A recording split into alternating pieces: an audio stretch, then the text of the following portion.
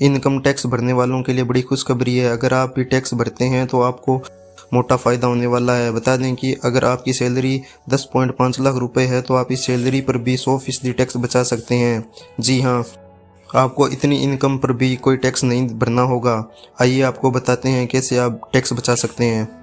बता दें कि इस समय आपकी 2.5 लाख रुपए तक की इनकम टैक्स फ्री है, लेकिन इन सब के बाद भी आपको 10.5 लाख रुपए की सैलरी पर भी एक टैक्स नहीं देना होगा। अगर किसी भी व्यक्ति की सालाना आय 10,50,000 रुपए है तो आपको 50,000 रुपये का सीधा स्टैंडर्ड डिस्कशन मिल जाता है। इस स्थिति में आपको टैक्सेबल इनकम 10 लाख रुपए हो जाती है।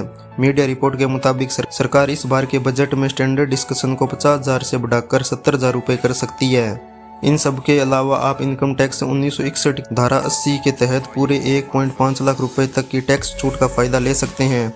इसमें LIC, PPSC समेत कई तरह की सुविधाएं आती है। इस हिसाब से आपकी टैक्सेबल इनकम सिर्फ 8,50,000 रुपये रह जाती है। इसके अलावा आपको इनकम टैक्स एक्ट 1961 की धारा 80 CC के तहत NPS के जरिए भी टैक्स बचा सकते हैं। इसमें आपको 50,000 रुपये तक की छूट मिलेगी, यानी आपकी टैक्सेबल इनकम अब सिर्फ 8 लाख रुपये रह जाएगी। अगर आपने कोई भी मकान खरीद रखा है या फिर आपके नाम पर कोई भी होम लोन है तो इसमें भी आपको इनकम टैक्स छूट का फ़ायदा मिलता है। इनकम टैक्स एक्ट 24B के तहत आपको इसमें पूरे 2 लाख तक की छूट मिलती है। तो इस हिसाब से आपका टैक्सेबल इनकम सिर्फ 6 लाख रुपये रह जाएगी। इसके अलावा आप इनकम टैक्स धारा 80D के तहत 75,000 रुपये का क्लेम कर सकते हैं। आप अपने परिवार के लिए भी इंश्योरेंस ले सकते हैं। ऐसा करने से आपकी टैक्सेबल इनकम सिर्फ 5,25,000 रुपये रह जाएगी।